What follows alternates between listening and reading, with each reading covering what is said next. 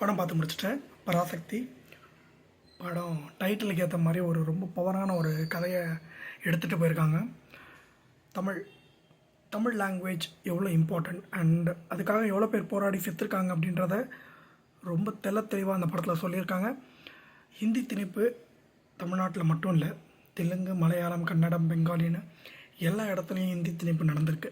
அதுக்காக போராடி எத்தனை பேர் இறந்துருக்காங்க அண்ட் அதோடய வரலாறு என்ன அப்படின்றது தான் இந்த படமே. பர்சனலாக எனக்கு ஒரு லாங்குவேஜ் பற்றி ஒரு படம் வருது அப்படின்னும் போது எனக்கு ரொம்ப பிடிக்கும். ஸோ அதுக்கு சப்போர்ட் எப்போவுமே என்கிட்ட என் சைடில் இருக்கும். அந்த வகையில் எனக்கு இந்த படம் ரொம்ப பிடிச்சிருக்கு. And but first of love scene போகும்போது எனக்கு ரொம்ப லேக் அடிச்சது.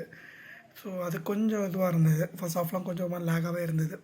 செகண்ட் ஹாஃப்லேருந்து படம் அப்படியே பிடிக்க ஆரம்பிச்சது. அவ்வளோ ஒரு விஷயம். நிறையா பேர் கேமியோ அப்பியரன்ஸ் பண்ணியிருந்தாங்க.